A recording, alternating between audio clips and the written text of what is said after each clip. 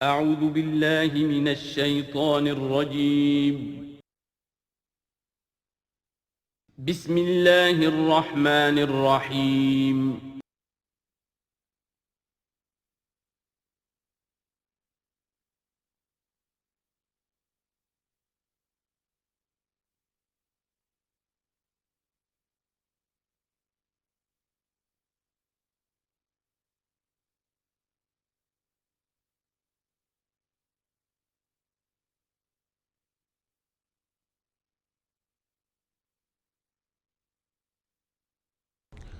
اللہم ذکرنا منہ ما نسینا وعلمنا منہ ما جہلنا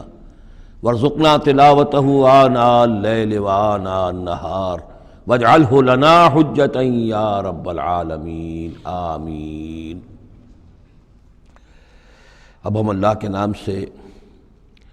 قرآن حکیم میں مکی اور مدنی صورتوں کا جو دوسرا گروپ ہے اس کی مدنی صورتوں کے جوڑے کا مطالعہ شروع کر رہے ہیں۔ مکیات اس دوسرے گروپ میں دو ہیں، سورۃ الانعام، سورۃ الاعراف، جن کا مطالعہ ہم کر چکے۔ اور میں نے ابتدا ہی میں عرض کیا تھا کہ یہ گروپ اس اعتبار سے متوازن ہے کہ اس میں دو ہی سورتیں مکی ہیں، دو ہی مدنی ہیں۔ انفال اور توبہ یہ دو مدنیات ہیں۔ ان کا جو ربط اور تعلق ہے اس گروپ کی مکی صورتوں کے ساتھ، پہلے تو اس کو سمجھ لیجئے۔ ہم دیکھ چکے ہیں سورہ انعام اور اعراف میں کہ ان میں اتمام حجت ہوا ہے بنو اسماعیل پر یا مشرکین عرب پر۔ اس اتمام حجت کے بعد اللہ کا جو ہمیشہ سے ضابطہ اور قاعدہ رہا ہے، قانون رہا ہے کہ کسی رسول کے بھیجے جانے کے بعد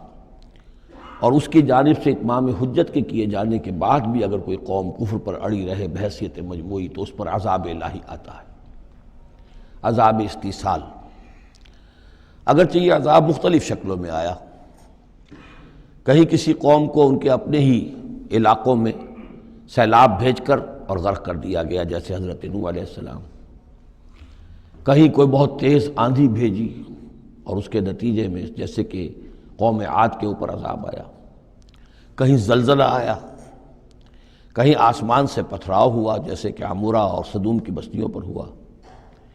کہیں جیسا کہ آپ کو معلوم ہے کہ آل فرعون کو ان کے محلوں سے اور گھروں سے نکال کر لا کر سمندر میں غرق کر دیا۔ تو قریش پر جو عذاب آیا ہے اللہ تعالیٰ کا وہ اپنی نوعیت میں منفرد ہے، چونکہ حضور خود قرشی تھے، بنی اسماعیل میں سے تھے، اور آپ نے اتمام حجت کر دیا ان پر 13 برس تک 12 برس تک دعوت دے کر، تو اب گویا کہ وہ عذاب الہی کے مستحق ہو گئے تھے۔ لیکن یہ عذاب الہی جو ہے قریش پر جو آیا ہے وہ بالاقساط آیا ہے۔ اس کی قسط اول ہے کہ جو غزوہ بدر میں ان تک پہنچی، انہیں مکے سے نکالا گیا جیسے کہ آل فرعون کو ان کے محلات سے نکالا گیا اور لا کر سمندر میں غرق کیا گیا۔ وہ مکہ دار الحرم تھا، وہ تو جگہ تھی حرم، لہذا وہاں سے انہیں نکالا گیا، اور میدان بدر میں پہلی قسط عذاب الہی کی انہیں وصول کرنی پڑی۔ ان کے 70 سردار کھیت رہے اور معجزانہ طریقے پر کھیت رہے، اس میں کوئی شک نہیں کہ جیسے عذاب الہی پہلے قوموں پر آتے تھے اسی طرح کا معاملہ یہ ہوا ہے کہ تقریباً نہتے 313 میں سے صرف 8 افراد کے پاس تلواریں تھیں، اور ادھر سے 1000 پوری طرح کیل کانٹے سے لیس ہو کر آئے تھے۔ تو اللہ کی خصوصی مدد تھی کہ جس سے یہ عذاب آیا ہے اصل میں قریش کے اوپر،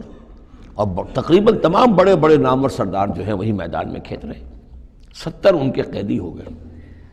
ابھی زخمی کتنے ہوئے ہوں گے انہیں بھی آپ ذہن میں رکھیے۔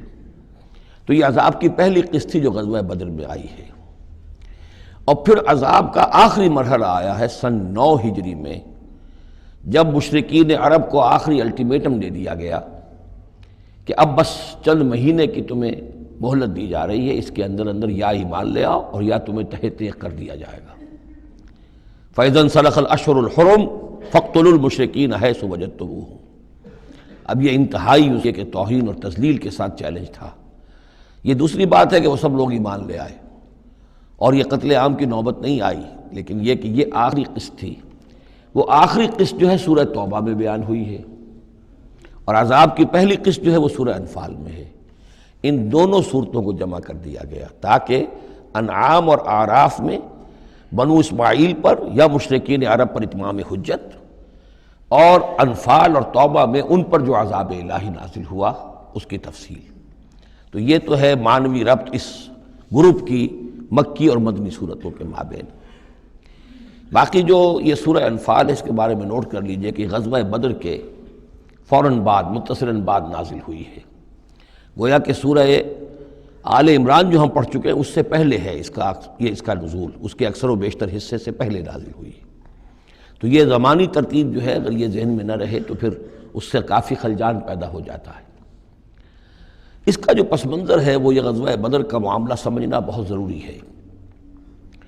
دیکھیے یہاں تفصیل کا موقع تو ہے نہیں، میں نے سیرت النبی علیہ صاحب الصلاۃ والسلام سے منہج انقلاب نبوی کے جو مختلف سٹیپس ہیں کہ اس میں کن کن مراحل سے ہو کر آپ نے دین کے غلبے کا جو فرض منصبی آپ کے حوالے کیا گیا تھا اس کی تکمیل فرمائی، تو اس میں یوں سمجھیے کہ ایک مرحلہ تھا جو مکے میں طے ہو گیا، اور اصل میں 4 مرحلے تھے: دعوت، تنظیم، تربیت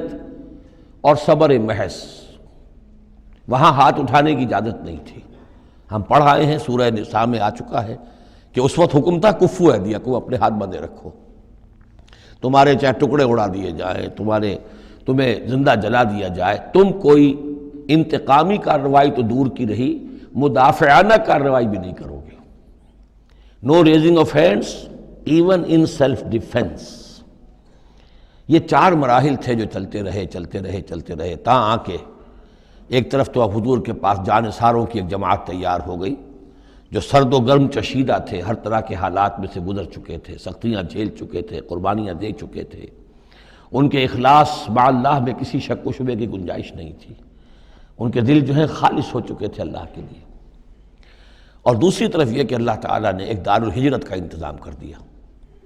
کھڑکی کھول دی مدینہ کی طرف، ہجرت کا اہتمام ہو گیا تاکہ اہل ایمان کو وہاں سے نکال کر اور مدینے میں لے آیا جائے۔ اب یہاں سے اقدام ہو، اسی لیے ہجرت فرض کر دی گئی کہ اب تمام مسلمان یہاں آ جائیں۔ ظاہر بات ہے کہ ہجرت جو ہے وہ فلائٹ نہیں تھی، وہ کوئی فرار نہیں تھا، بھاگ کر جان بچانا نہیں تھا۔ مغربی مورخین تو اسی نام سے اس کو یاد کرتے ہیں۔ وہ تو اصل میں یہ تھا کہ ایک جگہ اگر اس کام کے لیے موضوع نہیں ہے تو کوئی اور بیس، آلٹرنیٹ بیس اگر مل جائے تو وہاں سے اپنا آفینسو جو ہے آخری فیصلہ کن اقدام جو ہے وہاں سے لانچ کیا جائے۔ لہذا مدینہ میں آ کر حضور نے صلی اللہ علیہ وسلم صرف 6 مہینے لیے ہیں انٹرنل کنسالیڈیشن، کہ اب آپ آئے ہیں، نئے آئے ہیں، مہاجرین نئے آئے ہیں، تو ایک تو یہ کہ ان 6 مہینے میں آپ نے مسجد نبوی تعمیر کر لی، مرکز بن گیا، گورنمنٹ ہاؤس بھی ہو گیا یہ، اور پارلیمنٹ ہاؤس بھی ہو گیا، دارالندوہ بھی ہو گیا، دارالعلوم بھی ہو گیا، خانقاہ بھی ہو گئی، عبادت گاہ بھی ہو گئی، مرکز ہو گیا۔ ثانیاً آپ نے انصار اور مہاجرین کے اندر مواخات کرا دی، ایک انصاری ایک مہاجر بھائی بنا دیا۔ تیسرے یہ کہ آپ نے بہت بڑا کام یہ کیا کہ جو یہود کے قبیلے وہاں آباد تھے ان کو آپ نے ان کے ساتھ ایک معاہدہ کر لیا، جوائنٹ ڈیفنس آف مدینہ، میثاق مدینہ، مدینے کی ایک مدافعت جو ہوگی وہ مشترک ہوگی، کوئی بھی حملہ آور آئے گا باہر سے تو مل کر مسلمان اور یہودی اس معاملے میں ایک ملت ہوں گے اور دفاع کریں گے مدینے کا۔ بس 6 مہینے آپ نے اس کام میں لیے، 7ویں مہینے سے پھر آپ نے کچھ چھوٹے چھوٹے دستے بھیجنے شروع کر دیے، چھاپہ مار دستے سمجھ لیجئے، کہ جس سے وہ جو کیروان روٹس تھے، قریش کی لائف لائن یہی تھی، ان کا تجارتی سلسلہ تھا، شام کی طرف قافلے جو جاتے تھے وہ بدر سے ہو کر گزرتے تھے، بدر کے قریب سے، اور بدر جو ہے مدینے سے قریب تر تھا، مکے سے فاصلہ زیادہ ہے، اور جو قافلے جاتے تھے یمن کو وہ طائف سے ہو کر گزرتے تھے۔ تو آپ نے ان راستوں کے اوپر چھاپہ مار دستے بھیجنے شروع کر دیے۔ جدید اصطلاح میں اس کو یہ کہا جائے گا کہ اکنامک بلاکیڈ آف مکہ۔ 8 ایسی مہمیں غزوہ بدر سے پہلے ثابت ہیں 1.5 سال کے اندر۔ 6 مہینے آپ نے وہ لیے، 1.5 سال اور 2 سال کے بعد غزوہ بدر ہو گیا ہے۔ تو یہ 1.5 سال میں 8 مہمیں ہیں، جن میں سے 4 میں کہ حضور خود بھی بنفس نفیس شریک رہے ہیں، اس لیے وہ غزوات کہلاتے ہیں، اور 4 وہ ہیں کہ جن میں آپ نے صرف کچھ لوگوں کو بھیج دیا ہے کسی امیر کے تحت، وہ سرایا کہلاتے ہیں۔ تو یہ جو صورتحال ہوئی، اور اس میں یہ بھی ہوا کہ حضور جہاں جاتے تھے خود تو وہاں کے قبائل سے آپ معاہدے کر لیتے تھے۔ اب یا تو وہ جو قبائل جو تھے مقامی، پہلے تو وہ قریش کے حلیف تھے، اب یا تو وہ حضور کے حلیف ہو گئے، مسلمانوں کے حلیف ہو گئے، تو قریش کی طاقت کم ہوئی، مسلمانوں کی بڑھ گئی، یا یہ ہے کہ وہ نیوٹرل ہو گئے کہ ہم نہ قریش کی مدد کریں گے آپ کے خلاف، نہ آپ کی مدد کریں گے قریش کے خلاف، نیوٹرل ہو گئے۔ اس سے بھی یہ ہے کہ قریش کا جو حلقہ اثر تھا، سیاسی زون آف پولیٹیکل انفلوئنس، وہ کم ہو رہا ہے۔ یہ دو چیزیں ایسی ہوئی ہیں، political isolation of Quraysh and economic blockade of Mecca, جس کے نتیجے میں مکے والے جو ہیں، پھر یوں سمجھیے کہ تنگ آمد بجنگ آمد، ورنہ مکے والوں کی طرف سے کوئی آغاز ثابت نہیں ہے تاریخ میں کہ حضور کے اور مسلمانوں کے مکے سے جانے کے بعد ان کی طرف سے کوئی ابتدا ہوئی ہو، کوئی انیشیٹو لیا گیا۔ دو واقعات خاص طور پر ایسے ہو گئے کہ ایک چھوٹا سا آپ نے ایک دستہ بھیجا تھا نخلہ، اور یہ نخلہ جو ہے یہ مکے اور طائف کے مابین ہے، تو سمجھیے کس قدر فاصلے پر، اور وہاں مٹ بھیڑ ہو گئی، جو مسلمان وہاں بھیجے گئے تھے ان کے کفار کے ساتھ۔ وہاں ایک مشرک مکے کا مارا گیا، ایک کو انہوں نے قید کیا، ساتھ لے آئے، کچھ سامان جو ان کا تجارت تھا وہ بھی لے آئے، وہ مال غنیمت سمجھ کر۔ تو حضور اگرچہ ناراض ہوئے کہ میں نے تمہیں لڑنے کا حکم نہیں دیا تھا، میں نے اس لیے بھیجا تھا کہ وہاں رہو اور قریش کی نقل و حرکت سے ہمیں مطلع کرتے رہو، لیکن اب سچویشن پیدا ہو گئی، گویا کہ یہ چاہے ارادہ تھا یا نہیں تھا، ڈی فیکٹو شکل یہی ہوئی کہ اقدام ہو گیا مسلمانوں کی طرف سے، اب آغاز ہو گیا مسلمانوں کی طرف سے۔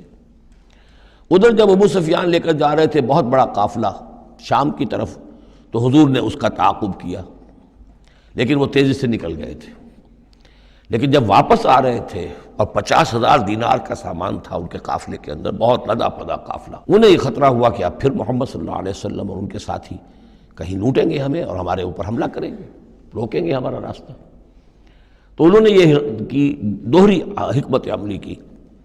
کہ ایک تو یہ کہ ایک سوار بھیجا آگے تیزی کے ساتھ دوڑایا کہ مکے جاؤ اور کہو کہ ہمارے قافلے کو خطرہ ہے محمد سے صلی اللہ علیہ وسلم، لہذا مدد بھیجو۔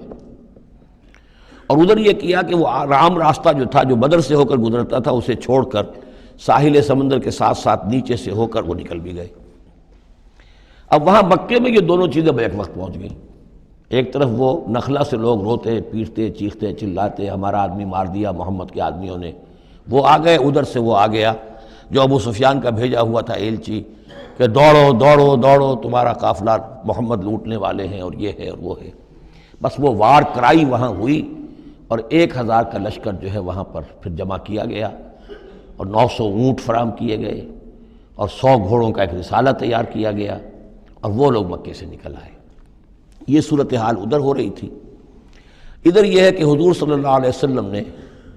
مدینہ میں پہلے تو یہ فیصلہ کیا تھا کہ اب یہ قافلہ واپس آنے والا ہے تو ہم اس قافلے کا تعاقب کریں، ابھی جنگ وغیرہ کا آپ کو گمان نہیں تھا، ابھی مدینہ ہی میں آپ نے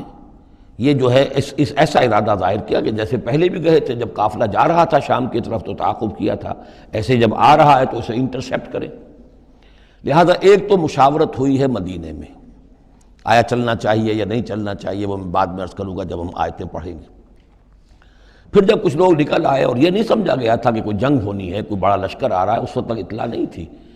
اسی لیے بس جو جس کے ہاتھ میں آیا، کسی کے پاس نیزہ تھا، کسی کے پاس کچھ اور تھا، تلواریں 8 تھیں، گھوڑے کل 2 تھے، وہ چل پڑے۔ چلو اس لیے کہ مسئلہ تو قافلے کا مسئلہ ہے نا، کوئی جنگ تو ہے نہیں، کوئی لشکر وشکر تو آ نہیں رہا۔ جب آپ کچھ سفر طے کر کے مقام صفرا تک پہنچ گئے تو وہاں وحی آ گئی اور آپ کو اطلاع بھی پہنچ گئی، اطلاع بھی پہنچ گئی کہ ابو جہل جو ہے 1000 کا لشکر لے کر مکے سے چل پڑا ہے، اور وحی بھی آ گئی، اللہ نے بتا دیا کہ اے نبی اب یہ 2 شکلیں ہیں، جنوب سے مکے کی طرف سے ایک لشکر آ رہا ہے،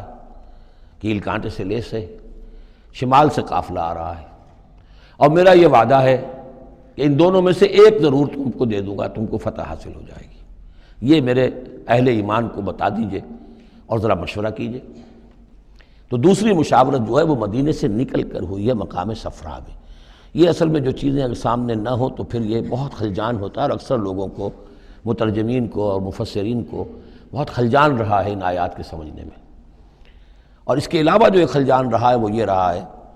کہ ایک دور ہم پر ایسا گزرا ہے انگریز کے حکومت کے زمانے میں،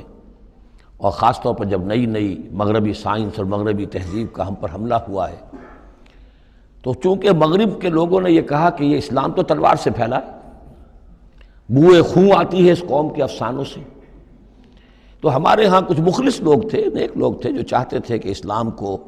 اور حضور صلی اللہ علیہ وسلم کی سیرت کو بچائیں، اس کی دفاع کریں۔ انہوں نے کہا نہیں اسلام تلوار سے نہیں پھیلا، حضور نے تو جو جنگیں کی تھیں وہ صرف مدافعانہ تھیں، ان کے اوپر جنگ ٹھوس دی گئی تھی اور آپ نے کوئی اقدام نہیں کیا۔ اور ان میں سب سے بڑا کام کیا ہے ہندوستان میں مولانا علامہ شبلی نعمانی رحمۃ اللہ علیہ نے، میں ان کا نام ادب سے لوں گا اس لیے کہ سر سید احمد کے زیر اثر تھے، اور وہ جو جدید جو ابھی آیا تھا، جو مغربی افکار و خیالات اور تہذیب اور تمدن اور ویلیوز اور نظریات کا جو ریلا آیا تھا، اس کا مقابلہ کرنا آسان کام نہیں تھا۔ تو یہ اپولوجیٹک انداز اختیار کیا ہے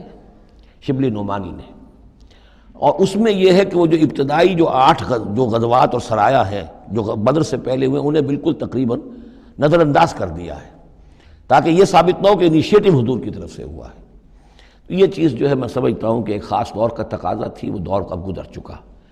اب اسلام کا یہ فکر کہ اسلام ایک مکمل دین ہے، یہ اپنا غلبہ چاہتا ہے، اور حضور کو بھیجا گیا تھا اس لیے کہ دین کو غالب کریں، اور دین کو غالب کرنے کی جد و جہد ایک انقلابی جد و جہد ہے۔ اس انقلابی جد و جہد میں جہاں پہلا مرحلہ یہی ہوتا ہے کہ پیسو ریزسٹنس ہو، اور پہلے تیاری کی جائے، دعوت، تنظیم، تربیت اور صبر محض کے ذریعے سے ایک قوت فراہم کی جائے، پھر دوسرا مرحلہ آتا ہے باطل کے ساتھ ٹکرانا پڑتا ہے، اور اس میں آگے بڑھ کر ٹکر مول لینی پڑتی ہے۔ یہ نہیں ہے کہ انتظار ہی کرتے رہیں، یعنی ایک جس کو ہم کہتے ہیں کو ایگزسٹنس، پیسفل کو ایگزسٹنس حق و باطل کے درمیان نہیں ہو سکتی۔ حق کیسے تسلیم کر سکتا ہے کہ باطل بھی موجود رہے؟ ہاں حق میں جان نہیں ہے، اہل حق جو ہیں بے جان ہیں، مردہ ہیں، تو مجبوری ہے، لیکن اگر اہل حق میں جان ہو تو وہ کیسے برداشت کریں گے کہ باطل جو ہے اس کا غلبہ رہے؟ ہاں باطل جو ہے وہ نیچا ہو کر رہے، اگر وہ مغلوبیت کی شکل اختیار کر لے تو ٹھیک ہے، لیکن یہ کہ باطل کا غلبہ ہو اور اہل ایمان میں جان بھی ہو، تو یہ دو چیزیں جو ہیں یہ تو ایک دوسرے سے بالکل متضاد ہیں۔ جیسے حضرت ابوبکر نے فرمایا تھا ایبدل الدین وانا حی، کیا دین میں ترمیم کی جائے گی جبکہ ابھی میں زندہ ہوں؟ میرے جیتے جی دین کے اندر ترمیم یہ ممکن نہیں ہے۔ تو وہی بندہ مومن کی شان ہونی چاہیے۔ تو اصل حقائق الحمدللہ بہت اچھی طریقے سے واضح ہو چکے ہیں۔ بہرحال اتنا پس منظر جو ہے جان لیجئے، اور ایک خاص اسلوب جو ہے اس سورہ مبارکہ کا، اگرچہ یہ تقریباً ایک خطبہ ہے مسلسل 10 رکوع ہے، لیکن اس میں ایک خاص مسئلے کو نکال کر پہلے درمیان شروع میں لے آئے ہیں۔ اس کی بحث آئے گی تقریباً وسط میں جا کر، لیکن اس اسلوب کو یہاں نوٹ کر لیجئے، وہ اس لیے کہ یہی اسلوب ہے جس سے ہمیں سمجھنے میں مدد ملے گی۔ سورہ توبہ کے جو ترتیب مضامین ہے وہاں بھی بہت اشکال ہے، اور بہت سے مترجمین کو جدید دور کے جو زیادہ محنت نہیں کر سکے ہیں، بس ترجمہ مکمل کرنا انہوں نے اپنے پیش نظر رکھ لیا، تفسیر مکمل کرنی ہی ہے، لہذا وہ تیزی کے ساتھ وہ دقت نظر کا ثبوت نہ دے سکے تو اس میں بڑے خلجان پیدا کر دیے۔ وہ اسلوب کیا ہے کہ اس پوری بحث میں سب سے ایک نمایاں مسئلہ یہ ہو گیا تھا غزوہ بدر کے بعد کہ مال غنیمت پر مسلمانوں میں جھگڑا ہو گیا۔ پہلی جنگ تھی، غنیمت کی تقسیم کیسے ہوگی، اس کا قانون کیا ہے، اس کا ضابطہ کیا ہے، وہ معلوم نہیں تھا۔ اور یہ کہ عام طور پر جو عرب میں پہلے رواج تھا وہ تو یہ تھا کہ جس کے ہاتھ جو لگ گیا بس وہ اس کا ہے، وہ تو لوٹ مار جانتے تھے، کوئی باقاعدہ جنگ جو ہے وہ تو ان کے ہاں اس طریقے سے منظم کوئی تنظیم تو تھی ہی نہیں، تو جو جس کے ہاتھ لگ گیا۔ اب لوگوں نے یہ سمجھا غزوہ بدر میں جس نے جو کچھ مال غنیمت جمع کیا وہ اس کا ہے۔ اب کچھ لوگوں نے کہا صاحب کہ ہم یہاں حضور کے حفاظت کے لیے مامور تھے، یہاں پہرے پر تھے، ہم تو مال جمع نہیں کر سکے، تو کیا مطلب ہے ہمارا کوئی حصہ نہیں ہوگا؟ یا یہ ہے کہ کچھ بزرگوں نے کہا جو وہ اتنی بھاگ دوڑ تو نہیں کر سکتے جتنے نوجوان کر سکتے تھے، بھاگ کر دوڑ کر ادھر سے ادھر جمع کر لینا، لیکن یہ کہ ان کی حیثیت ہوتی ہے، وجاہت ہوتی ہے، تو ایک جھگڑا پیدا ہو گیا کہ یہ کس طریقے سے تقسیم ہو، کس کا کتنا حق ہے۔ تو اس جھگڑے کا ذکر کر کے سورت شروع کی ہے، لیکن اس کے اوپر کوئی بات یہاں نہیں کی، بلکہ کیٹیگوریکل بات کی ہے کہ جڑ کاٹ دی اس کی، لیکن اس پر جو اصل حکم ہے وہ بعد میں آئے گا وسط سورت میں۔ مال غنیمت کے لیے یہاں لفظ آیا انفال، یسألونک عن الانفال، اے نبی یہ آپ سے انفال کے بارے میں پوچھ رہا ہے۔ انفال جمع نفل کی، نفل کہتے ہیں کسی اضافی شے کو، جیسے نماز فرض ہے، یہ سنت مؤکدہ ہے، یہ فلاں ہے، یہ نفل ہے، اضافی ہے، آپ کی مرضی پر ہے، پڑھیں نہ پڑھیں۔ تو جو کہ جنگ میں اصل سے جو مطلوب ہوتی ہے وہ فتح ہوتی ہے، مال غنیمت تو ایک اضافی شے، بونس ہے جو مل گیا، ورنہ اصل شے جو ہے وہ مال غنیمت جو ہے پیش نظر جنگ میں نہیں ہوتی۔ لوٹ مار میں اصل شے جو ہے وہ لوٹ مار کا مال ہوتا ہے، لیکن جب جنگ ہوتی ہے تو جنگ میں تو اصل چیز جو مقصود ہے وہ فتح ہے۔ تو اس حوالے سے مال غنیمت کو انفال کے لفظ سے تعبیر کیا گیا، یسألونک عن الانفال، اے نبی یہ آپ سے پوچھ رہے ہیں مال غنیمت کے بارے میں، قل الانفال للہ والرسول۔ پہلے تو جڑ کاٹ دی مسئلے، کہہ دیں کہ یہ انفال کل کے کل اللہ اور اس کے رسول کے ہیں، تم میں سے کسی کا کوئی حق ہے ہی نہیں، لاؤ سب جمع کر دو۔ یہ فتح جو ہے تمہارے ہاتھوں نہیں آئی ہے، یہ اللہ کی خصوصی مدد سے آئی ہے، لہذا کسی کا کوئی حق نہیں۔ زیرو لیول پر لا کر پھر ان کو سنبھالنا آسان تھا کہ جب معلوم ہو کہ سب کچھ ہاتھ سے دے کر، تو پھر تو ظاہر بات ہے کہ آدمی جو ہے جب ساری جاتی دیکھیے تو آدھی دیجے بانٹ والی بات ہے، پھر وہ کم کے اوپر بھی راضی ہو گئے۔ لیکن پہلا مسئلہ یہی تھا، قل الانفال للہ والرسول واتقوا اللہ، اللہ کا تقوی اختیار کرو، واصلحوا ذات بینکم، اور اپنے آپس کے معاملات کو درست کرو، واطیعوا اللہ ورسولہ، اور اللہ اس کے رسول کی اطاعت کرو، ان کنتم مؤمنین، اگر تم مومن ہو۔ گویا کہ جڑ ہی کاٹ دی، کسی کا کوئی حق اس میں ہے ہی نہیں، یہ سب اللہ اور اس کے رسول کے لیے، یعنی اسلامی ریاست کے لیے۔ اب یہاں جو آگے آیات آ رہی ہیں بڑی اہم ہیں۔ بندہ مومن کی شخصیت کا جو حیولہ ہے اور بندہ مومن کی جو تعریف ہے، جامع ترین اور مختصر ترین الفاظ میں یہ آئی ہے سورہ حجرات میں۔ اس کے دو حصے ہیں، ایک تو ہے بندہ مسلم، مسلمان کے لیے تو 5 چیزیں ہیں، کلمہ شہادت، نماز، روزہ، حج، زکوٰۃ، لیکن حقیقی مومن کے لیے اس میں 2 اضافی چیزیں شامل کرنی پڑیں گی۔ وہ کیا ہیں؟ دلی یقین اور عملی جہاد۔ بندہ مومن کی شخصیت کے اندر یہ 2 رخ اور ہونے چاہیے۔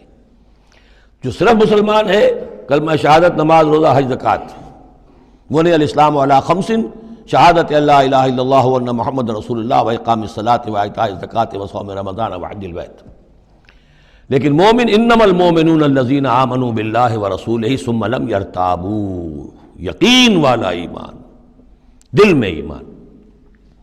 وجاہدوا باموالہم وانفسہم فی سبیل اللہ، اور جہاد کریں اپنی جان اور مال کے ساتھ اللہ کی راہ میں۔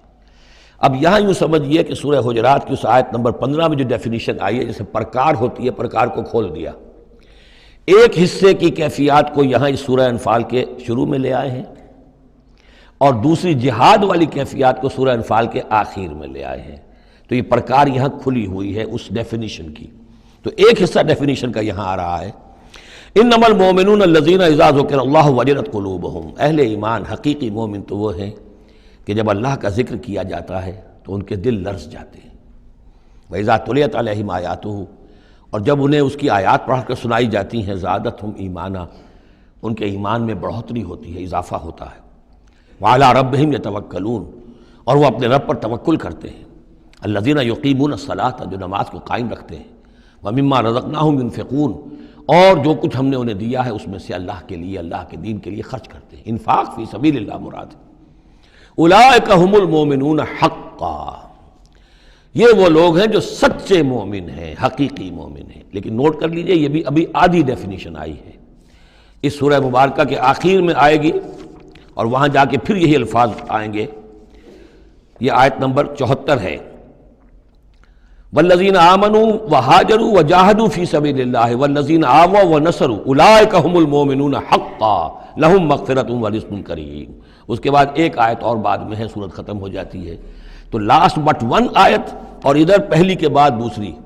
ان 2 جگہ پر ایمان کے حقائق کو تقسیم کر کے، پرکار کو کھول کر، گویا کہ پوری سورت کو ان 2 کے درمیان میں لے لیا گیا ہے، گود میں لے لیا گیا ہے۔ ایمان کی ڈیفینیشن کے یہ 2 حصے جو ہیں ان کی گود میں۔ اب یہاں ذکر شروع ہو رہا ہے غزوہ بدر کا۔ کما اخرجک ربک من بیتک بالحق، جیسے کہ نکالا آپ کو اے نبی آپ کے رب نے آپ کے گھر سے حق کے ساتھ، یعنی آپ کا یہ بدر کی طرف روانہ ہونا جو ہے یہ اللہ تعالیٰ کی ایک اسکیم کا حصہ تھا،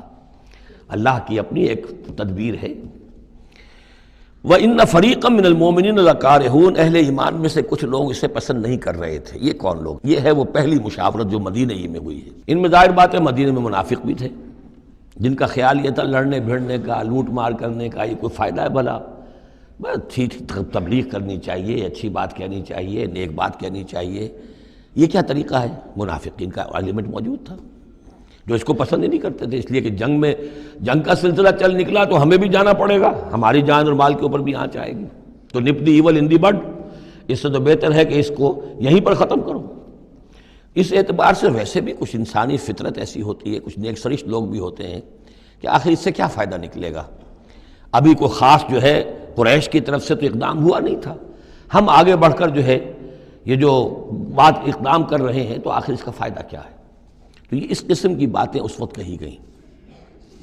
ان فریقا من المؤمنین لکارہون، اب یہ مومنین ان میں سے اہل نفاق بھی ہو سکتے ہیں اور سادہ لوگ اور نیک دل جو مسلمان ہیں وہ بھی ہو سکتے ہیں۔ یجادلونک فی الحق بعد ما تبین کانما یساقون الی الموت وہم ینظرون، اور وہ جھگڑ رہے تھے آپ سے حق کے معاملے میں جبکہ بات ان پر بالکل واضح ہو چکی تھی۔ یہ دوسری آیت میرے نزدیک جو دوسری مشاورت ہوئی ہے مقام صفرا پر، اس سے متعلق ہے۔ وہ یہ کہ وہاں سے جب مکے سے آپ چلے تو اس وقت تک کسی لشکر وغیرہ کی کوئی اطلاع نہ آپ کو تھی اور نہ اس کا کوئی گمان تھا ابھی، وہ تو ایسے ہی تھا جیسے پہلے 8 مرتبہ جو ہے وہ جو ایکسکرشنز جو ہوئی تھیں، جس طریقے کی مہمات بھیجی گئی تھیں، یہ اسی طرح کی ایک مہم ہے۔ لیکن یہ ہے کہ آگے چل کر جب آپ کچھ دور چل نکل کے آ گئے تھے، یہاں آ کر جو ہے آپ کو وحی بھی آ گئی اور اطلاعات بھی مل گئی کہ صورتحال وہ ہو چکی ہے کہ ایک طرف نخلا سے روتے پیٹتے لوگ پہنچ گئے وہاں، دوسری طرف یہ کہ ادھر سے ابو سفیان کا جو ہے ایلچی پہنچ گیا چیختا چلاتا ہوا،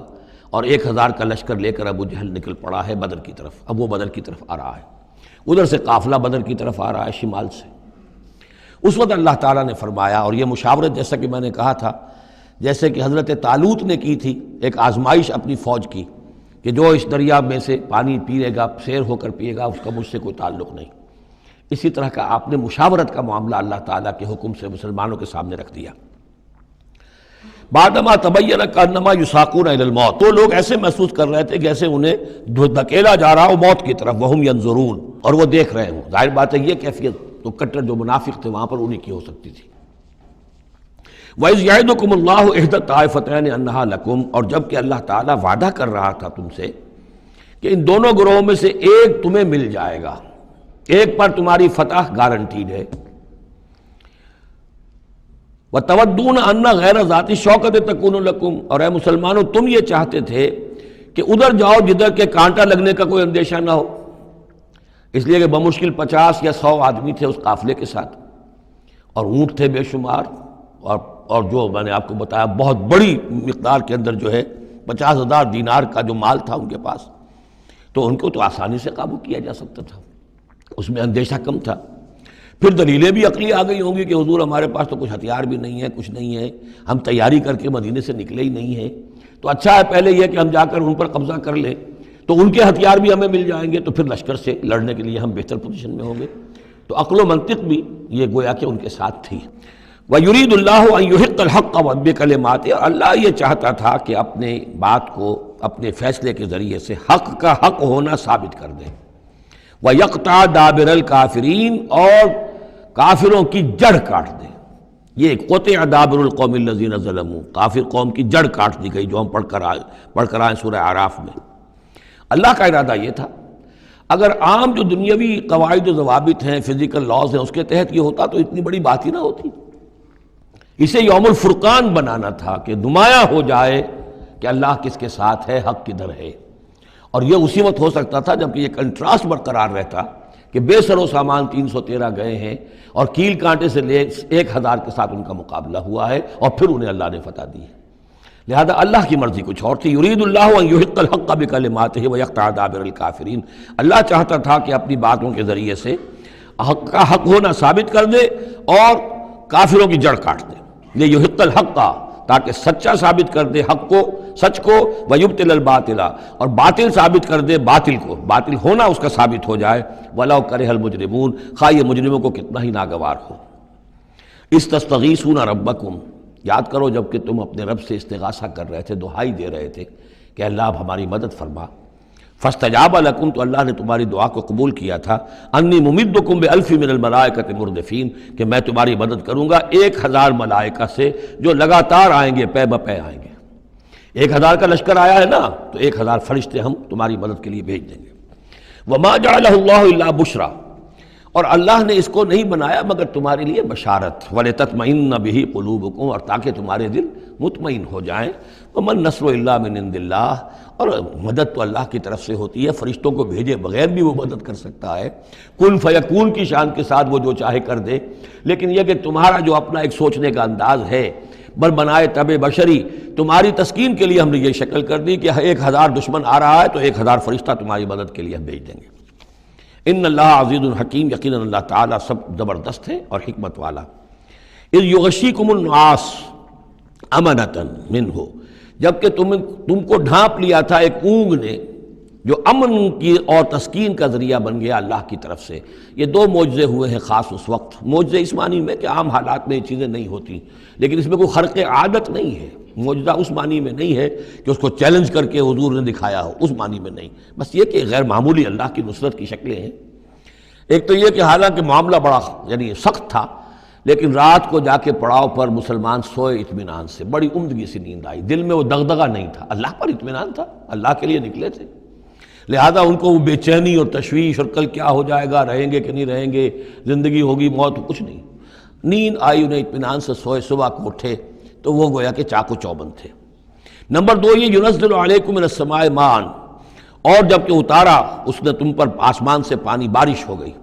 اس سے یہ ہوا لیطہرکم، تاکہ تمہیں پاک کرے، جنہیں غسل کی حاجت تھی غسل کر لیا، وَیُذْہِبَ عَنْکُمُ الرِّجْسَ الشیطان، اور دور کر دے تم سے شیطان کی نجاست کو، وَلِیَرْبِطَ عَلَىٰ قُلُوبِکُمْ، اور یہ کہ تاکہ تمہارے دلوں کے اندر بھی، بارش کے بعد جو فضا ہوتی ہے اس سے طبیعت کے اندر بھی ایک اطمینان اور سکون پیدا ہوتا ہے۔ ورنہ واقعہ یہ ہے کہ جہاں پر آ کر قریش پہلے ڈیرہ ڈال چکے تھے، پانی پر ان کا قبضہ تھا،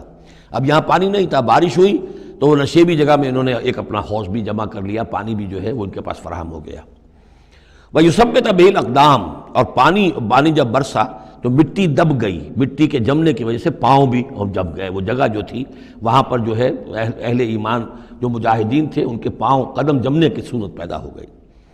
اذ یوحی ربک الی الملائکۃ، اور جب یاد کرو، گمان کرو، تصور کرو، جب کہ آپ کا رب وحی کر رہا تھا فرشتوں کو،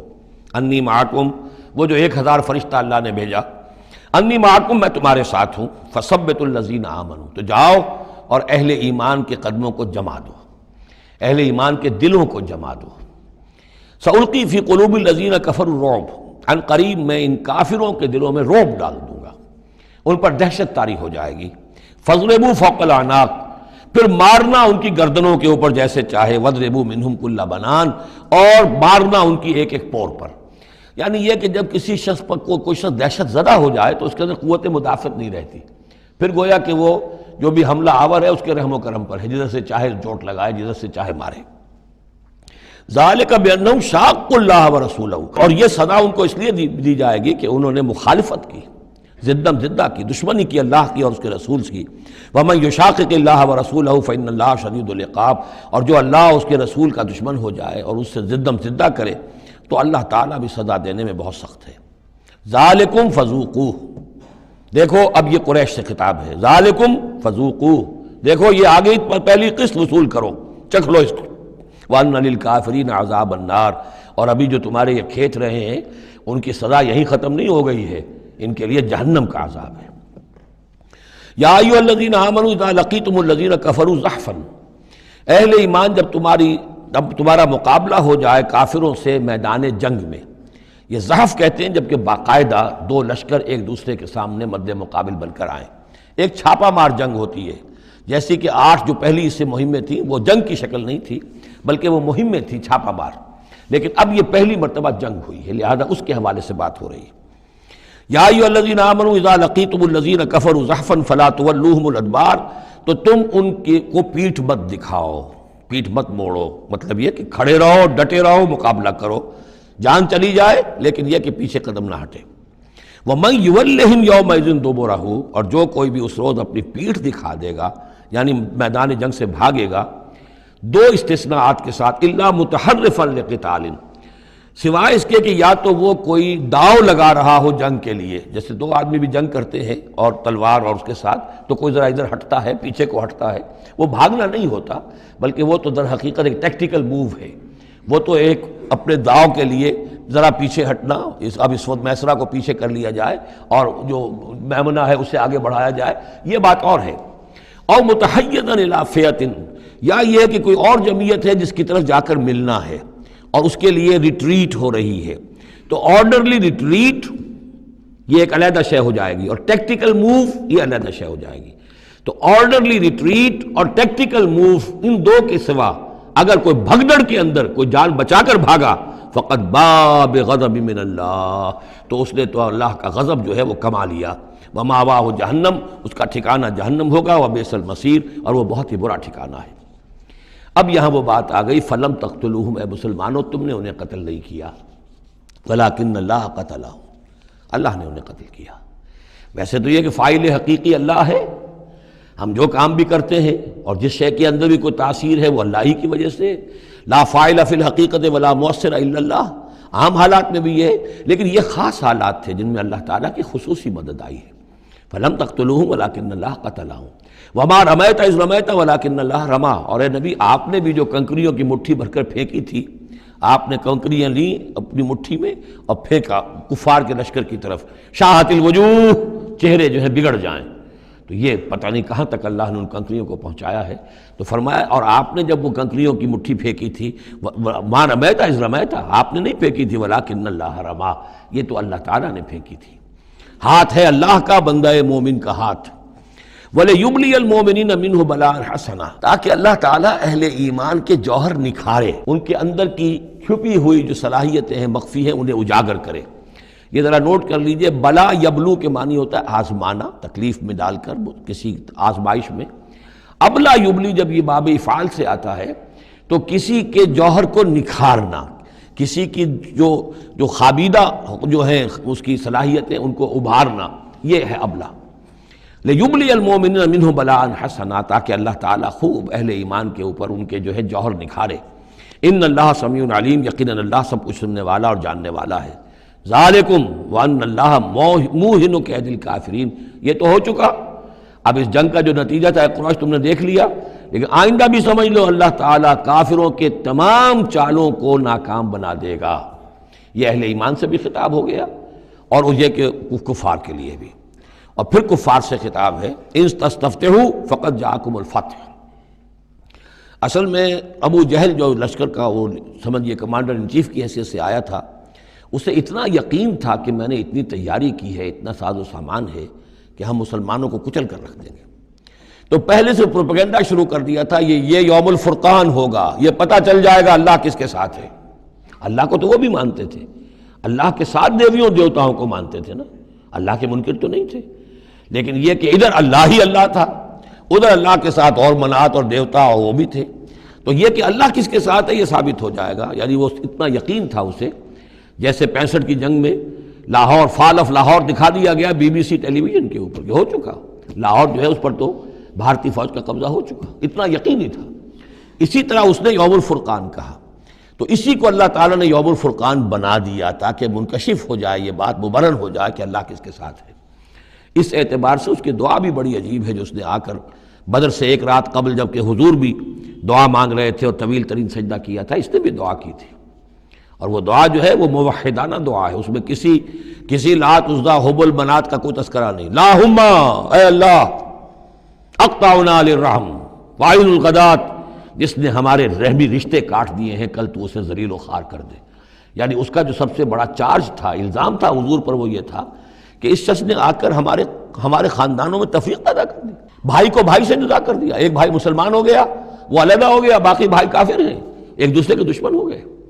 ماں باپ سے اولاد کو جدا کر دیا، شوہر کو بیوی سے کاٹ دیا، بیوی کو شوہر سے کاٹ دیا۔ ہماری طاقت تھی، ہمارا قبیلہ تھا، ہم قریش تھے، ظاہر بات ہے کہ قبائلی زندگی میں اتحاد، یکجوئی، یہی تو چیزیں ہوتی ہیں ساری کی ساری، کہ جس کی وجہ سے ان کی ساکھ ہوتی ہے، تو اس نے تو آ کر ہمارا ستیہ ناش کر دیا۔ اقطعنا للرحم، جس نے رحمی رشتے کاٹ دیے ہیں ہمارے، فاہنہ الغدات، تو اے اللہ کل اسے ذلیل و خوار کر دیجو۔ یہ دعا تھی ابو جہل کی۔ بہرحال اللہ تعالیٰ اب ان سے خطاب کر کے کہہ رہے ہیں کہ اے مشرکین مکہ، ان تستفتحوا، اگر تو تم چاہتے تھے کہ فیصلہ ہو جائے، فقط جاءکم الفتح، تو فتح فیصلہ ہو چکی، فیصلہ اللہ کا آ چکا، معلوم ہو گیا کہ حق کدھر ہے، باطل کدھر ہے۔ وَإِن تَنْتَهُوا فَهُوَ خَيْرٌ لَكُمْ، اب بھی اگر تم باز آ جاؤ تو یہ تمہارے لیے بہتر ہے۔ وَإِن تَعُودُوا نَعُودْ، اگر دوبارہ اعادہ کرو گے ہم بھی یہی کچھ دوبارہ کریں گے۔ وَلَن تُغْنِيَ عَنْكُمْ فِئَتُكُمْ شَيْئًا، اور تمہاری یہ نفری اور جمعیت اور تمہاری یہ تعداد تمہیں کسی کام نہیں آ سکے گی۔ وَلَوْ كَثُرَتْ، خواہ وہ بہت ہو، وَأَنَّ اللَّهَ مَعَ الْمُؤْمِنِينَ، اور یہ کہ اللہ اہل ایمان کے ساتھ ہے۔ یا ایھا الذین آمنوا، اب یہ جو رکوع آ رہا ہے تیسرا، یہ بہت ہی جامع، بہت اہم ہے۔ اس میں سے دو جو تین آیتوں کے گروپ ہیں وہ تو خاص طور پر ہماری توجہ کے اور مسلمانوں نے پاکستان کی توجہ کے لیے بڑے اہم ہیں۔ یا ایھا الذین آمنوا اطیعوا اللہ ورسولہ ولا تولوا عنہ وانتم تسمعون، اہل ایمان اللہ اور اس کے رسول کی اطاعت کرو اور نہ منہ موڑو اس سے جبکہ تم سن رہے ہو۔ یعنی جب اللہ کے رسول نے کہا تھا کہ چلو بدر کی طرف، تو تمہاری یہ رد و قدا اور یہ پاؤں پیٹنا جس کو کہتے ہیں، یہ مختلف الفاظ اس کے لیے محاوروں میں آتے ہیں، تو یہ جو تم کر رہے تھے کیوں کر رہے تھے؟ جب اللہ اور اس کے رسول کی طرف سے بات آئی تھی تو ہر ایک کو کہنا چاہیے تھا سمیعنا واطعنا، جو آپ کا حکم ہو۔ اطیعوا اللہ واطیعوا الرسول ولا تولوا عنہ وانتم تسمعون، ظاہر بات ہے یہ تمام مسلمانوں سے بات نہیں ہے، یہاں بھی ذہن میں رکھیے وہی جنہوں نے کمزوری دکھائی تھی ان کی طرف اشارہ ہے۔ ولا تکونوا کالذین قالوا سمعنا وهم لا يسمعون، ان لوگوں کے مانند نہ ہو جاؤ جو کہتے ہیں کہ ہم نے سن لیا، حقیقت میں وہ سنتے نہیں ہیں۔ یعنی دل اڑا ہوا ہے، طبیعت جو ہے وہ یکسو ہے ہی نہیں، تو کیا سننا ہے؟ سنا انسنا ہو گیا۔ ان شر الدواب عند اللہ الصم البکم الذین لا یعقلون، یقیناً تمام چوپایوں میں بدترین اللہ کے نزدیک یہی لوگ ہیں جو بہرے ہیں، گونگے ہیں اور عقل سے کام نہیں لیتے۔ اب یہ منافقین ہی کی طرف اشارہ ہو رہا ہے۔ وَلَوْ عَلِمَ اللَّهُ فِيهِمْ خَيْرًا، اگر اللہ تعالیٰ کے علم میں ہوتا کہ ان میں کوئی خیر ہے، لَأَسْمَعَهُمْ، اللہ انہیں سنا دیتا۔ وَلَوْ أَسْمَعَهُمْ، اگر اللہ انہیں سنا دیتا، لَتَوَلَّوْا، پھر بھی پیٹ موڑ جاتے، وَهُمْ مُعْرِضُونَ، وہ ہیں ہی اعراض کرنے والے۔ یہ گویا کہ چند آیات ہیں کہ جس میں خاص طور پر جو لوگ بھی اس وقت ریلیکٹنٹ تھے، جو بھی کسی طریقے سے اس میں جھجک رہے تھے، ان کے لیے تنبیہ۔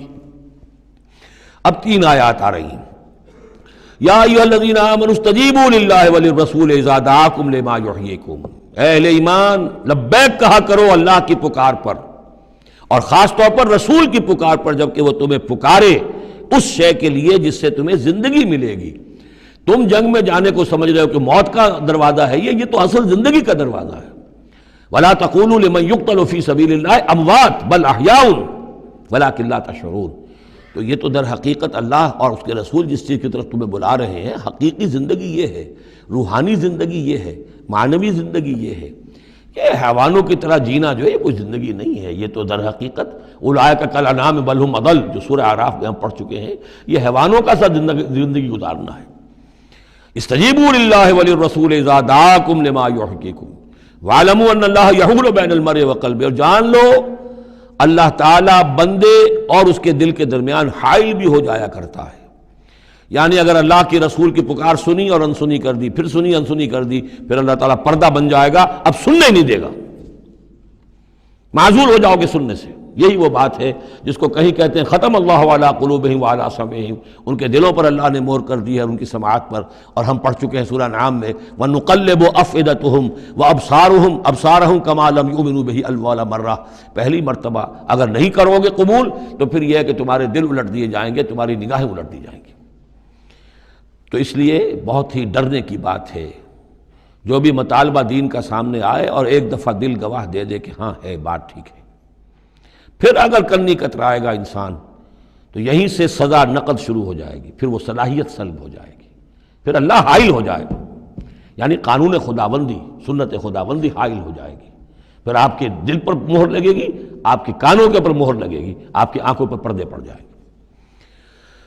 یا ایھا الذین آمنوا استجیبوا للہ وللرسول اذا دعاکم لما یحییکم واعلموا ان اللہ یحول بین المرء وقلبہ وانہ الیہ تحشرون، اور یہ کہ بالآخر تو تمہیں سب کو اسی کی طرف جمع کیا جانا ہے۔ واتقوا فتنة لا تصیبن الذین ظلموا منکم خاصہ، اور ڈرو اس سزا سے، اس عذاب سے کہ جب آئے گا تو تم میں سے صرف گناہ گاروں ہی کو اپنی لپیٹ میں نہیں لے گا۔ اس کا میں کل حوالہ دے چکا ہوں، بے گناہ بھی اس میں اگر اپنا فرض ادا نہیں کر رہے، فرض ادا نہ کرنا جرم ہے، وہ خود گناہ ہے۔ تم اگر دین کے لیے سرفروشی نہیں کر رہے تو یہ بھی تو گناہ ہے۔ ہاں ٹھیک ہے، میں نے یہ شراب نہیں پی، میں نے یہ نہیں کیا، میں نے سور نہیں کھایا، میں نے فلاں نہیں کیا، میں نے نمازیں پڑھی، ٹھیک ہے سب کچھ کیا، لیکن سوال یہ ہے کہ جو دین کا فرض تھا، دین کی نصرت تھی، اللہ کی اور اس کے دین کے لیے تن من دھن لگانا تھا، وہ نہیں کیا، وہ بھی تو جرم ہے۔ تو وعلموا، اور جان لو ان اللہ یحول بین المرء وقلبہ وانہ الیہ تحشرون واتقوا فتنۃ لا تصیبن الذین ظلموا منکم خاصۃ واعلموا ان اللہ شدید العقاب، اور جان لو کہ اللہ سزا دینے میں بہت سخت ہے۔ وَاذْكُرُوا، یہ ہے خاص پاکستانی مسلمانوں کے لیے آیت، اور یاد کرو اذ انتم قلیل، جب تم تھوڑی تعداد میں تھے، جیسے ہم بھی اقلیت کا خوف تھا ہمیں کہ ہم ہندوؤں کے مقابلے میں اقلیت ہیں، مستضعفون فی الارض، جنہیں زمین میں دبا لیا گیا تھا، تخافون ان یتخطفکم الناس، تمہیں اندیشہ یہ تھا کہ لوگ تمہیں اچک لے جائیں گے، اکثریت جو ہے وہ تمہیں ایکسپلائٹ کرے گی معاشی اعتبار سے، سماجی اعتبار سے، لسانی اعتبار سے، مذہبی اعتبار سے۔ فآواکم، تو اللہ نے تمہیں پناہ کی جگہ دے دی، وأیدکم بنصرہ، اور تمہاری مدد کی ہے، خاص تائید کی ہے اپنی خاص نصرت سے، ورزقکم من الطیبات، اور تمہیں بہترین پاکیزہ رزق عطا کیا ہے، لعلکم تشکرون، تاکہ تم شکر کرو۔ یا ایھا الذین آمنوا لا تخونوا اللہ والرسول، اے اہل ایمان مت خیانت کرو اللہ سے اور اس کے رسول سے۔ ایمان کا دم بھرنا اور پھر اس کے دین کو، اللہ کے دین کو مغلوب دیکھ کر بھی اپنے دھندے، اپنے کاروبار، اپنی جائیداد، اپنی ملازمت، اپنا پروفیشن، اسی چکر میں لگے رہنا، اس سے بڑی خیانت کیا ہوگی؟ بے وفائی ہے، غداری ہے، خیانت ہے۔ لا تخونوا اللہ والرسول، اللہ اور اس کے رسول کے ساتھ خیانت نہ کرو، وتخونوا اماناتکم وانتم تعلمون، اور نہ ہی اپنی آپس کی امانتوں میں خیانت کرو۔ سب سے بڑی خیانت تو اللہ کے ساتھ خیانت ہے، سب سے بڑی وہ امانت جو اللہ نے اپنی روح تم میں پھونکی ہے، اس کا حق اگر تم ادا نہیں کر رہے ہو تو سب سے بڑی خیانت یہ ہے، جس کو کہ فرمایا گیا ہے سورہ احزاب میں، ہم نے آسمانوں پر، زمین پر، پہاڑوں پر پیش کی، اِنَّا عَرَضْنَا الْأَمَانَةَ عَلَى السَّمَاوَاتِ وَالْأَرْضِ وَالْجِبَالِ فَأَبَيْنَ أَن يَحْمِلْنَهَا وَأَشْفَقْنَ مِنْهَا وَحَمَلَهَا الْإِنسَانُ، تو بہت بڑی بڑی امانتیں تمہارے پاس ہیں، دین کی امانت ہے، قرآن کی امانت ہے، شریعت کی امانت ہے، یہ سب امانتیں محمد رسول اللہ کی ہیں۔ وَاعْلَمُوا أَنَّمَا أَمْوَالُكُمْ وَأَوْلَادُكُمْ فِتْنَةٌ، اور جان لو تمہاری اولاد اور تمہارے اموال تمہارے لیے فتنہ ہے، یہی روکتے ہیں، یہی دو بیڑیاں ہیں جو پاؤں میں پڑی رہتی ہیں، مال اور اولاد۔ اولاد کو اعلیٰ سے اعلیٰ تعلیم دلانی ہے، اس کے لیے بڑی بڑی فیسیں دینی پڑتی ہیں، اس کے لیے ظاہر بات ہے کہ اپنا ایک ایک قطرہ جو ہے پسینے کا اور خون کا لگائیں گے تو کہیں جا کر وہ ساری چیزیں فراہم ہوگی۔ آدمی کھپ گیا اسی کے اندر، اولاد کے لیے یا مال کے لیے، پھر کہاں سے وقت لائیں دین کے لیے، اور دین کے لیے نصرت کے لیے کہاں کوئی رمق جسم کے اندر باقی رہ جاتی ہے۔ جان لو کہ تمہارے اموال اور تمہاری اولاد تمہارے لیے فتنہ ہے۔ فتنہ کہتے ہیں جس پر کسی کو پرکھا جائے، کسوٹی جس کے اوپر پرکھا جا رہا ہو۔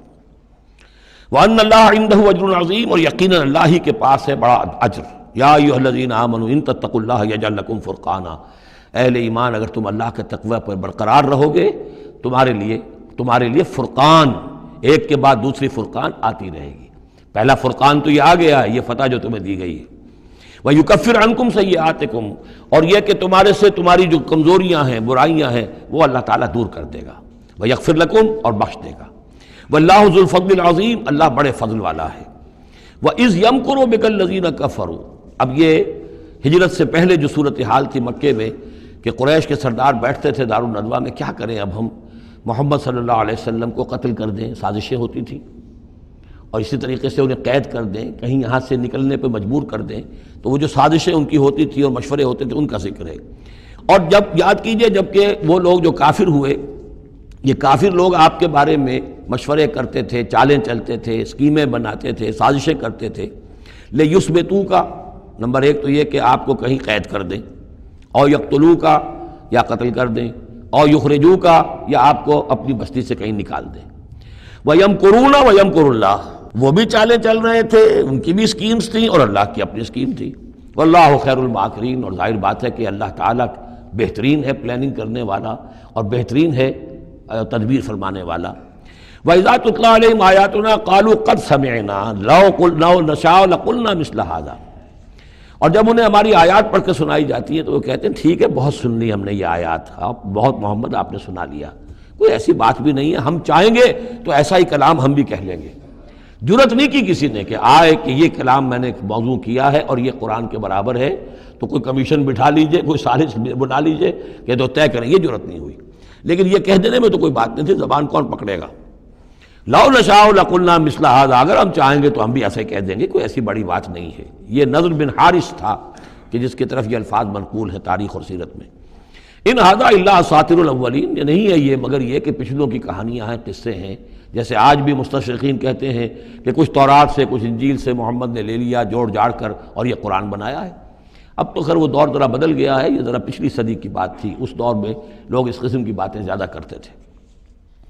وَإِذْ قَالُوا اللَّهُمَّ إِن كَانَ هَذَا هُوَ الْحَقُّ، اور وہی بات جو میں نے آپ کو بتائی تھی کل بھی کہ ان قریش کے لیے سب سے بڑا مسئلہ اپنے عوام کو سنبھالنے کا ہو گیا تھا، کیسے روکیں ان کو کہ یہ محمد صلی اللہ علیہ وسلم کا ایمان نہ لائیں۔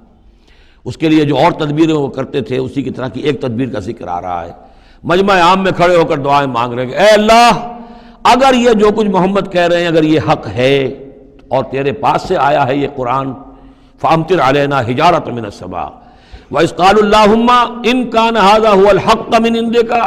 اگر یہ ہے حق تیری طرف سے، فامطر علینا حجارۃ من السماء، تو برسا دے ہم پر پتھر آسمان سے، اب ائتنا بعذاب علیم، یا پھر بھیج دے ہم پر کوئی عذاب۔ اب عذاب آیا نہیں، دیکھ لو، اس کا مطلب یہ کہ یہ محمد جھوٹے ہیں صلی اللہ علیہ وسلم۔ ہم نے تو کہہ دیا، اللہ کو پکار کر کہہ دیا، ہو سکتا ہے کبھی کعبے کے پردے پکڑ پکڑ کر کہا ہو اسی طریقے سے، تاکہ پورا یقین ہو جائے، کسی درجے میں بھی ہمارے عوام کے اندر کوئی وسوسہ، کوئی دغدغہ باقی نہ رہے۔ وَمَا كَانَ اللَّهُ لِيُعَذِّبَهُمْ، اور اللہ تعالیٰ انہیں عذاب نہیں دے سکتا تھا، اللہ کے لیے ممکن نہیں تھا کہ ان پر عذاب بھیجتا، وَأَنْتَ فِيهِمْ، جبکہ ابھی اے محمد آپ ان کے مابین موجود تھے۔ ہجرت سے پہلے معاملہ نہیں ہوا کرتا یہ، اللہ اپنے رسول کو ان کے ساتھی اہل ایمان کو نکال لیتا ہے، اس کے بعد کوئی عذاب اس نوعیت کا آتا ہے جس نوعیت کا وہ عذاب مانگ رہے تھے۔ وَأَنْتَ فِيهِمْ وَمَا كَانَ اللَّهُ مُعَذِّبَهُمْ، اللہ ان کو عذاب دینے والا نہیں تھا، وَهُمْ يَسْتَغْفِرُونَ، جبکہ وہ استغفار بھی کر رہے تھے۔ یعنی اسی مکے میں عوام الناس بھی تو تھے، سادہ لوگ بھی تو تھے، وہ استغفار بھی کرتے تھے، تلبیہ بھی پڑھتے تھے، لبیک اللہم لبیک لبیک اللہم لبیک، یہ بھی تو کرتے تھے، اللہ کو بھی پکارتے تھے۔ تو بڑا گڑبڑ سا معاملہ تھا، جب تک کہ اللہ تعالیٰ یمیز الخبیث من الطیب کر نہ دے اس وقت تک اس طرح کا معاملہ اللہ تعالیٰ کے لیے درست نہیں تھا۔ وَمَا لَهُمْ أَلَّا يُعَذِّبَهُمْ، باقی وہ عذاب کے پورے طور سے مستحق تو ہو چکے ہیں، اور کیا ہے کون سی رکاوٹ ہے ان کے لیے؟ مَا لَهُمْ أَلَّا يُعَذِّبَهُمُ اللَّهُ، کہ اللہ تعالیٰ ان کو عذاب نہ دے، وَهُمْ يَصُدُّونَ عَنِ الْمَسْجِدِ الْحَرَامِ، جبکہ وہ روک رہے ہیں مسجد حرام سے لوگوں کو، وَمَا كَانُوا أَوْلِيَاءَهُ، اور حقیقت میں یہ اس کے متولی نہیں ہیں، یہ اس کے مختار نہیں ہیں، یہ اس کے ساتھی نہیں ہیں۔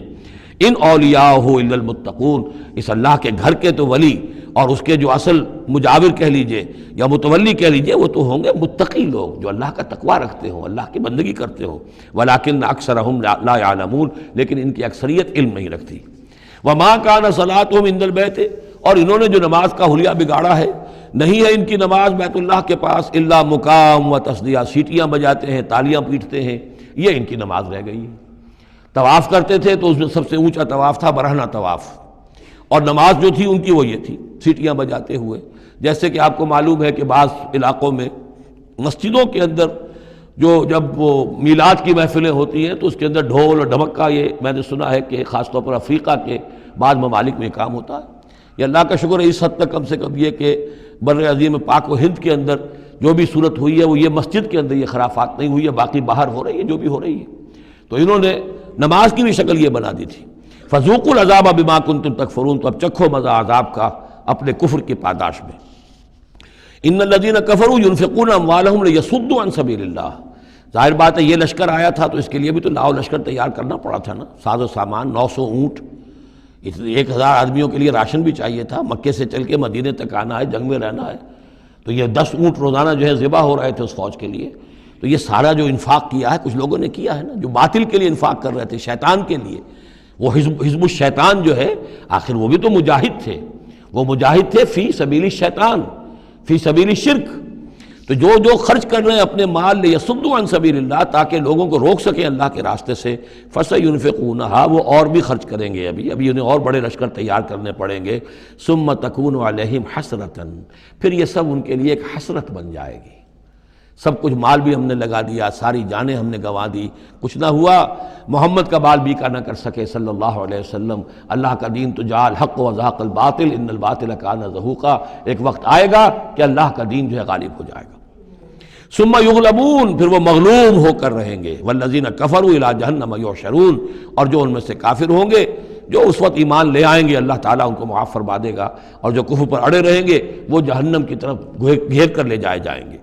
لیمیز اللہ الخبیث من الطیب، یہ بات جو ہے سورہ آل عمران میں بھی آئی، تاکہ اللہ تعالیٰ پاک کو ناپاک سے علیحدہ کر دے، ممیز کر دے۔ وَيَجْعَلَ الْخَبِيثَ بَعْضَهُ عَلَى بَعْضٍ، اور جو ناپاک ہے اس کو ایک دوسرے کے اوپر سٹیک کرتا چلا جائے، فَيَرْكَمُهُ، اس کا ڈھیر کر دے جمیعاً، اور ان کو سب کو فَيَجْعَلَهُ فِي جہنم، اور سب کو پھر جہنم میں جھونک دے۔ یعنی یہ کہ یہ پہلے تو یہ سفٹنگ کرنی ہوگی، یہ طیب ہے، یہ خبیث، خبیث کو ایک دوسرے کے اوپر سٹیک کیجئے اور پھر اس کو جہنم میں ایک ہی مرتبہ دھکا دے دیجئے۔ لِيَمِيزَ اللَّهُ الْخَبِيثَ مِنَ الطَّيِّبِ وَيَجْعَلَ الْخَبِيثَ بَعْضَهُ عَلَى بَعْضٍ فَيَرْكُمَهُ جَمِيعًا فَيَجْعَلَهُ فِي جَهَنَّمَ أُولَٰئِكَ هُمُ الْخَاسِرُونَ، یقیناً یہی لوگ ہیں خسارے پانے والے۔ قُل لِّلَّذِينَ كَفَرُوا إِن يَنتَهُوا يُغْفَرْ لَهُم مَّا قَدْ سَلَفَ، اعلان کر دیجئے محمد صلی اللہ علیہ وسلم ان کافروں کے سامنے، اب بھی اگر باز آ جائیں تو جو کچھ ہو چکا ہے وہ معاف کر دیا جائے گا، اب بھی موقع ہے، اب بھی ایمان لے آؤ۔ وَإِن يَعُودُوا،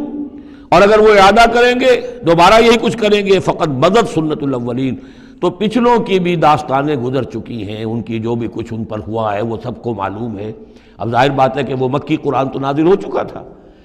سورہ اعراف بھی نازل ہو چکی، سورہ انعام بھی نازل ہو چکی، جو کچھ ہوا ہے قوم ہود کے ساتھ، قوم صالح کے ساتھ، قوم شعیب کے ساتھ، اس ساری داستانیں تو تھی، فقط مدد سنت الاولین، اگلوں کا جو طریقہ اور راستہ تھا وہ تو گزر چکا ہے، وہ سب کے سامنے آ چکا ہے۔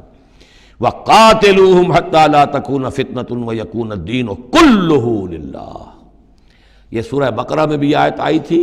اور اب آئی ہے اضافی شان کے ساتھ، یعنی اے مسلمانوں اب تمہاری یہ دعوت و تحریک جو ہے یہ اس مرحلے میں داخل ہو گئی، آرمڈ کانفلکٹ۔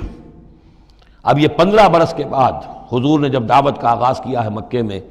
اس کے بعد سے 15 برس گزر چکے، اب وہ دعوت، تنظیم، تربیت، صبر محض کا دور ختم ہوا، پیسو ریزسٹنس کا دور ختم ہوا، اب ایکٹیو ریزسٹنس کی محمد نے صلی اللہ علیہ وسلم اقدام کیا، اور اقدام کے نتیجے میں آخری اور چھٹا مرحلہ آ گیا، یعنی آرمڈ کانفلکٹ۔ اب تلوار سے ٹکرا چکی، اب تمہاری تلواریں نیام میں نہیں جائیں گی جب تک کام مکمل نہ ہو جائے، اور کام کی تکمیل کیا ہے؟ فتنہ بالکل ختم ہو جائے۔ وَقَاتِلُوهُمْ حَتَّى لَا تَكُونَ فِتْنَةٌ، فتنہ وہ کیفیت ہے کہ جس میں ایمان پر قائم رہنا، ایمان پر عمل کرنا مشکل ہو جائے۔ جب باطل کا غلبہ ہے تو ایک بندہ مومن کے لیے ایمان پر پوری طریقے سے کاربند ہونا مشکل ہے، لہذا اس صورتحال کو ختم کرو، یعنی اب دین کا غلبہ ہو جائے۔ حَتَّى لَا تَكُونَ فِتْنَةٌ وَيَكُونَ الدِّينُ كُلُّهُ لِلَّهِ، دین بھی جزوی نہیں، کل کا کل دین اللہ ہی کے تابع آ جائے۔ فَإِنِ انْتَهَوْا فَإِنَّ اللَّهَ بِمَا يَعْمَلُونَ بَصِيرٌ، پھر اگر وہ باز آ جائے تو جو کچھ وہ کر رہے ہیں اللہ اسے دیکھ رہا ہے۔ وَإِن تَوَلَّوْا، اور اگر پیٹھ موڑ لیں، وَاعْلَمُوا، تو اے مسلمانوں تم یہ جان لو، أَنَّ اللَّهَ مَوْلَاكُمْ، اللہ تمہارا مولا ہے، تمہارا ولی ہے، ساتھی ہے، مددگار ہے، پشت پناہ ہے۔ نعم المولا ونعم النصیر، کیا ہی اچھا ہے وہ حمایتی اور کیا ہی خوب ہے وہ مددگار۔ بارک اللہ لی ولکم فی القرآن العظیم ونفعنی وإیاکم بالآیات والذکر الحکیم۔